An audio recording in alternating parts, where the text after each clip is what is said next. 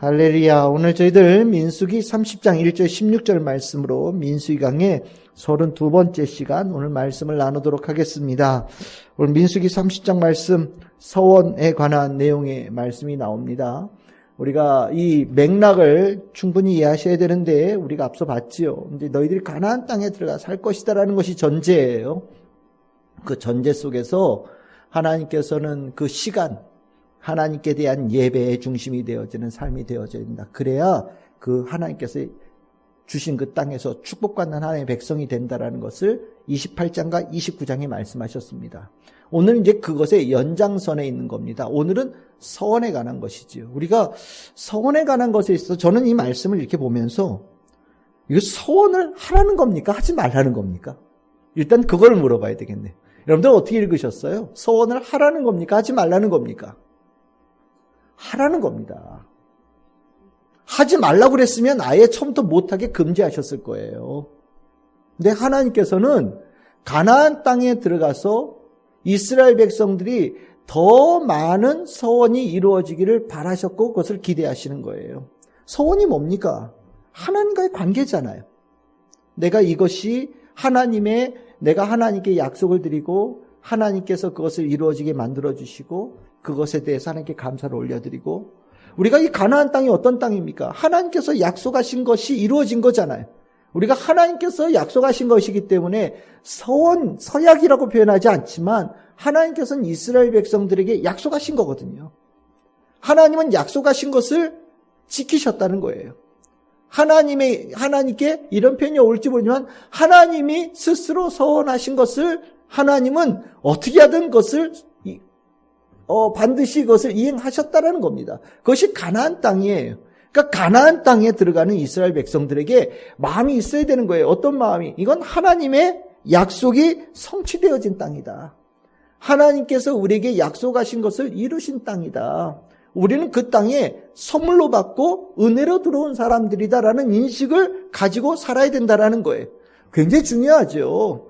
하나님께서 이게 내 힘으로 가나안 땅을 점령했다고 한다면 실은 가나안 땅에 살아가는 모습은 완전히 다른 모습이 될 거예요. 자기 마음대로 살아도 되죠. 내가 점령한 땅이니까.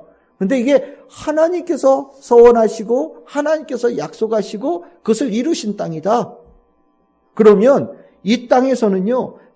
이 땅에 이루신 하나님의 뜻이 있는 거예요. 이 땅에 집어넣으신 하나님의 뜻이 있는 겁니다. 그것을 이스라엘 백성들이 다 이해하지 못할 수도 있어요. 하지만 하나님께서는 선하신 뜻으로 이곳으로 인도하셨고 하나님께서는 의로운 뜻으로 하나님께서 인도하셨고 하나님께서 축복의 뜻으로 이곳에 인도하셨기에 그 안에서 살아가는 모든 과정에 대해서 과정은 하나님과 더 깊은 관계를 가져가면서 하나님의 뜻에 온전하게 순종해가는 하나님의 백성의 모습을 갖추어가는 것이 그 땅에 하나님께서 원하시는 하나님의 백성의 마땅한 모습이라는 거지요. 그러니까 하나님은 약속을 이루셔서 그 땅을 주셨어요. 그러면 그 땅 안에서 하나님의 백성은 어떻게 살아가야 되냐? 하나님께 더 많은 것으로 끈끈한 관계를 맺어가는 거예요. 특별히 서원과 서약을 통하여서. 실은 서원과 서약이라는 게 하나님과의 관계가 멀다면 있을 수 없는 거죠. 하나님과 관계가 멀고 관계가 없는데 어떻게 서원을 하겠어요?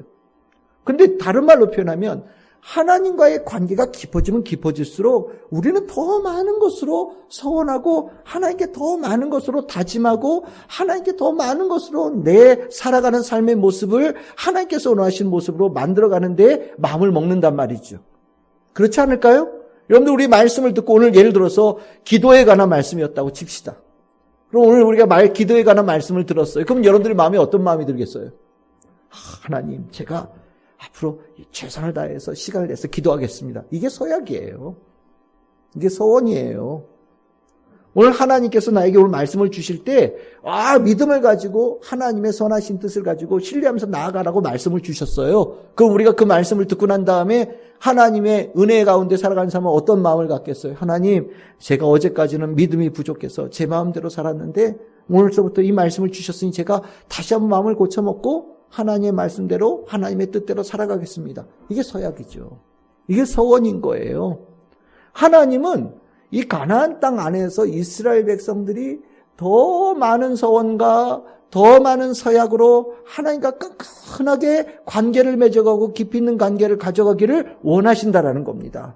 그게 하나님의 백성이죠.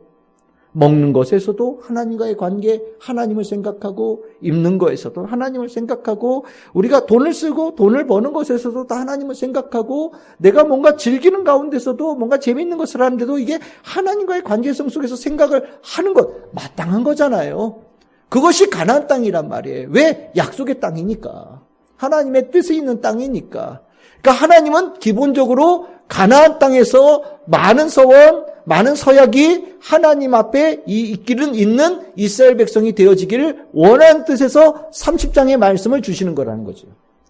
하지 않는 걸 원했으면 아예 하지 말라고 딱 잘라서 얘기하셨을 거예요. 더 많이 하거라. 많이 하거라. 하나님께서 주신 약속의 말씀이 충분한 것처럼 너희들도 하나님께 대해서 그 받은 약속의 감사함을 가지고 더 많은 것으로 하나님께 내 삶을 드리고 내 생각을 드리고 내 시간을 드리고 내 삶의 여건을 하나님께 연결시키는 삶을 살거라. 그게 서약이고 서원이란 말이죠. 그래서 우리가 얘기하잖아요. 우리가 세례받을 때 어떻게 세례받는다고요? 다 들어가죠. 다 들어가잖아요. 물속으로. 우리가 기본적으로 물속에 다 들어가는 거란 말이죠. 그게 뭐예요? 완전히 거듭나는 거예요. 하나도 남김없이 하나님의 뜻으로 살고 거듭난 자로 살겠다는 결단으로 완전히 물속에 들어가 죽은 자 되어지고 다시 새로운 자로 태어난다라는 인식으로 살아가는 그 순간이 세례의 순간인데, 우리가 이 가나안 땅에 들어가서 하나님께서 원하시는 것은 모든 삶을 하나님과 연결시키면서 살아가는 하나님 백성이 되어지기를 원하신다는 것 꼭 기억해야 된다는 거죠. 우리 성도님들이 그렇게 되기를 바라요. 정말 모든 것에서 우리 아이를 낳고 다 이것도 다 하나님과의 관계죠. 하나님 주신 이 귀한 생명, 하나님의 영광이 되어진 아이로 최선을 다해서 기르겠습니다. 맞죠? 그렇죠? 하나님께 저에게 주신 모든 것을 다 통해서 아이를 기르겠습니다. 결혼할 때도요. 똑같죠? 하나님께 저에게 주신 배우자, 제가 최선을 다하여서 하나님의 말씀, 하나님의 뜻으로 하나님의 영광을 돌리는 데에 우리 부부가 힘을 다할 수 있도록 최선을 다하겠습니다. 소원해야 되는 거예요. 그것이 당연하죠. 나에게 주신 직업 다 똑같은 거예요. 하나님께 주신 직업 최선을 다해서 제가 일을 감당하겠습니다. 하나님께 영광이 되어지는데 이 일에 쓰여질 수 있도록 최선을 다하겠습니다. 서약하고 다짐하고 살아가는 거예요. 그게 마땅한 거란 말이죠. 그게 모든 것에 연관되어져 있기를 하나님께서 원하신다라는 거예요. 그러니까 여러분들 하나님과 내 삶이 이렇게 연결되어지는 것을 두려워하지 마십시오. 기뻐하시기를 바랍니다. 더 많은 약속과 더 많은 서원과 더 많은 다짐으로 내 삶의 하나하나를 주의 선한 뜻과 단단히 묶으시기를 바랍니다. 그 단단히 묶일 때 사단이 들어올 틈이 없는 거예요. 허점이 있으면 그것이 사단이 들어오는 틈이에요. 하나님 아빠, 하나님과 연결되어진 것이 느슨한 것이 하나님이 들어오는 틈이에요 말이죠. 여러분들 꿈이 뭐예요? 만약에 내 꿈이 다른 것이 있다면 그것이 사단이 들어오는 틈이에요. 하나님께서 원하시는 것 말고 내가 원하는 게 뭐가 있어요? 그러면 그게 사단이 들어오는 틈이 되는 거예요. 다른 말로 표현하면 내 꿈도 하나님과 연결시킬 때 그게 축복이 되는 거죠.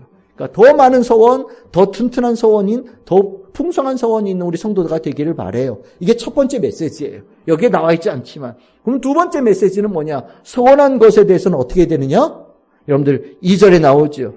사람이 여호와께 서원하였거나 결심하고 서약하였으면 깨뜨리지 말고 그가 입으로 말한 대로 다 이행할 것이니라. 이게 기본이에요.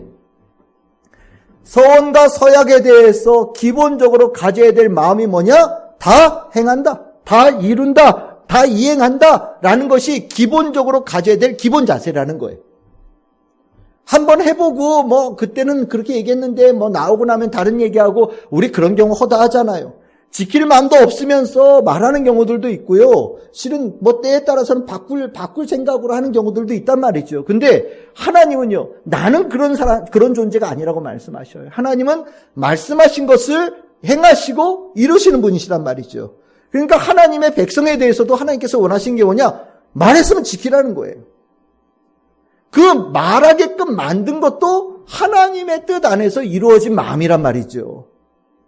우리가 그것을 가지고 이 서약의 무게를 알아야 돼요. 서약이 내가 한 게 아니에요. 잘 돌아보면 사역이 내가 한 말 같지만 내가 한 말이 아니에요. 하나님께서 나에게 그렇게 말하라고 나를 이끄신 거예요. 왜냐하면 내가 주 안에 있는 사람이니까요. 내가 주 안에 있는 사람이니까 하나님께서 나를 통해서 가장 좋은 것에 대한, 가장 선한 것에 대한 약속을 하나님께 드릴 수 있도록 성령께서 내 마음에 감동을 주시는 거란 말이죠. 그러니까 그 사역은요, 나중에 봤더니 뭐 좀 불리한 것 같고, 나중에 봤더니 뭐 어려울 것 같고, 나중에 봤더니 내가 그때는 너무 많이 한 것 같고, 뭐 이런 생각으로 약속을 어기고 그르치려고 생각하지 말라는 거죠. 약속을 했으면 약속을 지켜야 된다. 약속을 지키기는 이행하는 가운데 뭐가 있냐면 축복이 있는 거예요. 가나안 땅은 하나님께 대한 약속이 지켜지는 가운데 축복의 역사가 있는 거예요. 우리가 앞서 봤듯이 하나님께 절기를 드리고 예배를 드리고 정해진 시간에 주님 앞에 올려드리는 그 시간들을 통해서 이스라엘 백성들이 하나님께 축복을 받는 백성이 되어지는 것처럼 가나안 땅에서는 하나님에 대해서 약속을 지키는 그 과정이 곧 축복의 과정이기 때문에 하나님께서 이행하라고 명령하시는 거예요. 그러니까 여러분들, 내가 약속을 이행하는 것을 손해본다고 생각하지 마십시오. 손해가 아니에요. 약속을 지키는 것이 축복이에요. 약속을 지키는 것이 가장 크게, 속된 말로 하면은, 나쁜 말로 하면 이게 남는 거예요. 내가 여기서 조금 계약을 바꾸고, 내가 좀 어기고, 내가 조금 더 무르고 뭔가 다르게 하면 내가 이득이 생길 것 같다. 그런 생각 다 버리십시오. 하나님께 드린 약속은 지키는 게 답이에요. 그것을 통해서 하나님께서는 축복을 주시기 위해서 이행하라고 말씀하시는 거예요. 그러면 서약을 한 것을 이행하는 것이 축복이라고 한다면 이게 다른 쪽으로 보여지면 어떤 문제가 되냐? 만약에 약속을 했는데 못 지키면 어떻게 되겠어요? 이 문제가 된단 말이죠. 서원과 서약은 축복을 위해서 주신 거란 말이죠. 서원과 서약은 성령님을 통해서 우리의 감동에 하나님의 복을 받는 자로 되어지기 위해서 하나님께서 우리의 감동으로 우리의 마음을 움직이신 거란 말이에요. 하나님께서는 그 과정이 이행되어지는 과정을 통해서 축복하시는 거란 말이죠. 그런데 우리의 인간의 마음이 막 흔들려요. 환경도 바뀌고 시간도 바뀌고 만나는 사람 바뀌고 그렇잖아요. 오늘 누구랑 만나고 나면 바로 영향받아요. 누구랑 얘기하고 나면 바로 영향받고요. 어떤 조그만 환경의 변화만 생겨도 사람이 완전히 변해요. 하다못해 주머니에 10만 원만 있어도 사람이 변하는데요. 10,000원짜리 한 장 들어있어도 사람이 변할 수 있어요. 사람이라는 게 정말 환경에 어마어마한 영향을 받거든요. 그러니까 약속을 하고 나서 약속을 이행할 수 있는 가능성이 높냐? 아니면 약속을 이행하지 않을 가능성이 높냐? 실은 가만히 냅두면 이행하지 않을 가능성이 높은 거예요. 그러면 다른 데서는 이행 안 해도 별 문제 없지만 하나님과의 관계성 속에서는 이행하지 않는 것이 축복의 반대말, 하나님께 징계받는 과정으로 가다 보니까 축복으로 주신 서원과 서약이 오히려 그 사람에게 축복을 빼앗아가는, 있는 복도 없어지게 만드는 일이 일어날 수 있다 보니까 오늘 읽었던 뒤쪽에 쭉 이야기가 바로 그 문제를 다루는 거예요. 그러니까 오늘 하고 싶은 얘기는 1, 2절에서 다 끝난 거예요. 서원했으면 지켜라 이거죠. 그런데 지킬 수 있는 능력도 안 되면서 그냥 순간적으로 하겠다라고 서원한 경우들이 혹시 있을 수 있다. 능력도 안 되면서, 이행할 능력도 안 되면서 혹시나 약속을 한 경우들은 어떻게 되느냐? 이거 문제 되잖아요. 그렇죠? 그러니까 여기에는 이스라엘 공동체 안에서 가장 권리가 작은 사람에 대한 예를 드는 것 같아요. 그게 뭐냐? 남자가 아니라 여자. 여자 중에서도 제일 먼저 나오는 거는 아직 미성년자의 딸. 당시의 여자들은 재산권이 없다 보니까 내가 뭘 하겠다라고 했지만 실질적으로 자기 스스로 그것을 이행할 만한 재산을 가지고 있지 않아요. 그러니까 문제가 될 수 있죠. 그때는 마음이 뜨거워가지고 막 하겠다고 했는데 할 능력도 안 되면서. 그러니까 여러분들 이 3절에서부터 5절까지는 뭐냐? 어린 딸이 그렇게 서원을 했는데 그 서원이 아버지가 보기에 서원할 능력이 이행할 능력이 안 될 것 같은데 그러면 딴 사람은 아니라는 거예요. 그의 아버지가 그것에 대해서 물을 수 있는 권한을 주겠다. 그러니까 이거는 잘못된 게 아니에요. 하나님께서 소원을 이행하지 못할 가능성이 있는 그 가능성을 지워버리시는 거예요. 이걸 조금 다르게 표현하면 딸이 서원했을 때 그 딸이 서원한 것을 이행하게 하는 책임이 누구에게 있다? 아버지에게 있다라는 거예요. 다른 말로 표현하면 온 가족들이 누군가가 서원한 것에 대해서 침묵으로 동의했다면 그 사람이 하나님께 행한 서원을 이룰 수 있도록, 이행할 수 있도록 적극적으로 도와야 된다라는 거예요. 그게 의미가 있는 거예요. 그러니까 모르는 것에 대한 관점을 보지 마시고 누군가가 서원을 했을 때 그 서원을 이행할 수 있도록 온 가족이 적극적으로 도우라. 만약에 그것이 실현 이행이 불가능한 서원이라고 한다면 누가? 그 집의 지도자가, 아버지가, 마을의 공동체의 대장이 아니면 전체의 누군가의 지도자가 그것을 지울 수 있게 하나님께서 허락해 주신다는 얘기를 하는 거예요. 그건 더 나아가서 여러분들 6절에서 8절은 어떤 겁니까? 결혼한 여자가, 그러니까 부인이죠. 아내가 서원을 했어요. 그런데 그때 결혼할 때 너무 좋아서 막 이런 얘기를 한 거예요. 근데 거기에 대해서 남편이 듣고서 이건 좀 어려울 것 같은데 그럴 때 하나님께서는 한번 지울 수 있는 찬스를 주겠다. 남편이 그 얘기를 듣고 안 한다고 하면 하나님께서는 그것을 기꺼이 받아들이시겠다는 거예요. 그런데 예외가 있죠. 9절입니다. 과부나 이혼당한 여자의 서원은 이행해라. 이건 반드시 이행해야 된다. 왜? 자기밖에 없는 사람이에요. 자기가 책임을 가지고 있는 사람이에요. 그 책임을 다른 사람이 나누어질 수 없는 홀로 사는 사람이에요. 이런 사람이 서원했을 때는 그 이행한 것에 대해서 본인이 책임져야 된다는 얘기를 하는 거예요. 10절에서부터 그 밑에까지 뭐냐? 부녀라고 그랬죠. 엄마와 딸이 한꺼번에. 저는 이제 다 개인이었잖아요. 딸이든지 아내든지. 근데 이번엔 둘이야, 둘. 부녀가. 엄마와 딸이 쌍이 되어져서 하나님께 서원을 해서 그럼 둘이면 어떻게 됩니까? 라고 얘기할 때 둘이든 셋이든 넷이든 이행할 능력이 없으면서 서원을 한 사람에 대해서는 그의 아버지가 그 집의 가장이 그것을 지울 수 있는 권한을 주겠다. 그럼 하나님께서 그것을 기분 나쁘게 받아들이는 것이 아니라 그걸 좋게 받아들이시겠다라고 말씀하시는 거예요.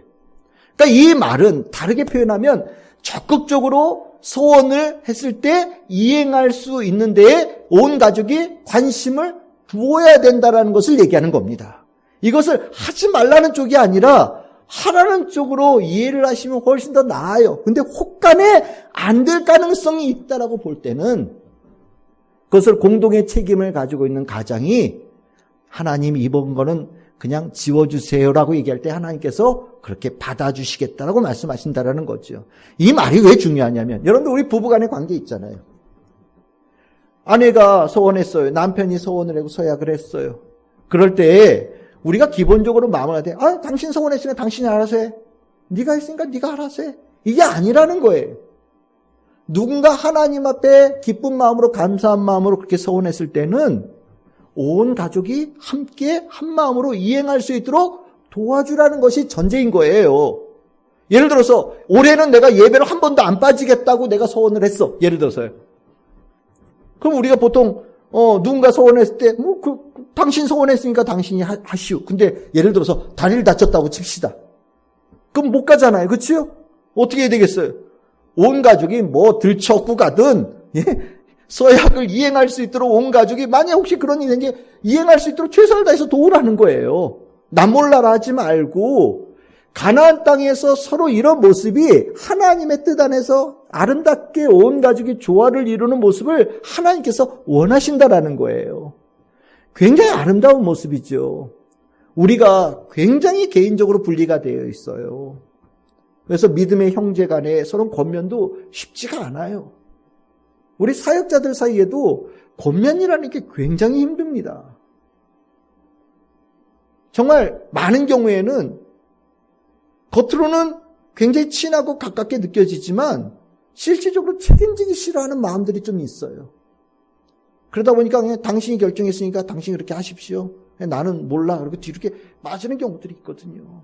근데 정말 조금만 다르게 생각하면요.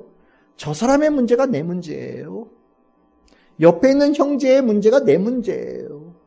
우리는 함께 가는 거예요. 누군가 서원을 이행하면서 그 축복을 같이 받는 거고요.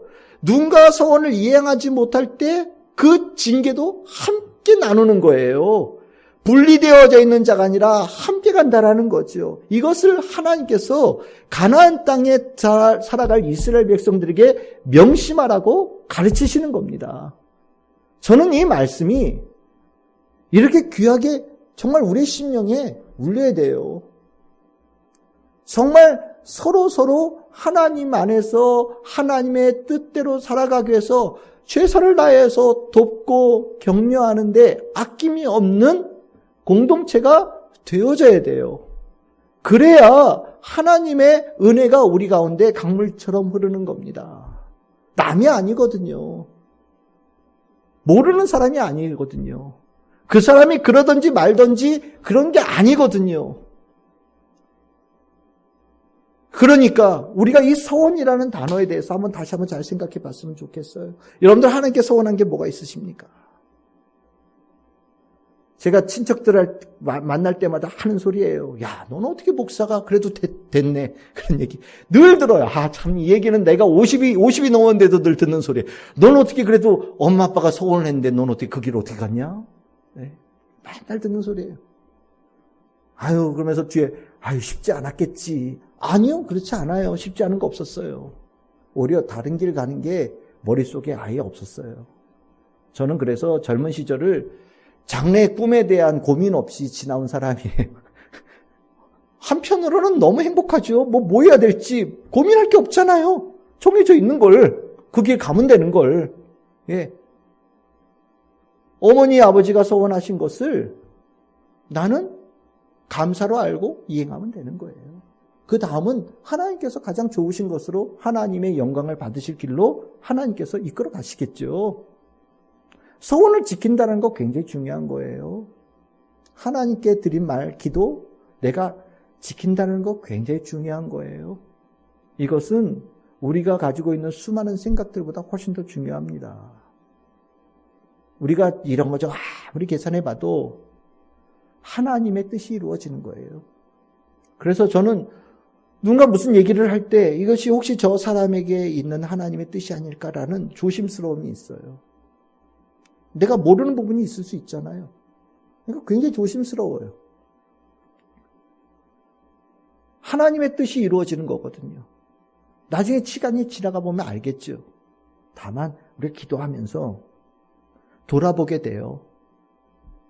하나님께 드렸던 약속도 돌아보게 되고 하나님께서 원한 것도 돌아보게 되고 기도한 내용도 돌아보게 되고 돌아보면서 실은 우리가 바꿀 수 있다면 수정할 수 있다면 올바른 길을 선택할 수 있다면 선택하는 게 맞아요. 모르죠. 또 새로운 소원으로 바꿀 수 있는 뭔가가 있을지. 소원이 바꿀 정도가 되어지려면 이행하고 바꾸든지 더 거창한 소원이 뭔가 있어야 되지 않을까요? 그렇죠? 저는 여러분들이 하나님께 소원하는 것이 늘 깊었으면 좋겠어요. 우리가 소원이 신앙이 깊어질수록 거룩해져요. 소원이 신앙이 깊어질수록 정결해져요.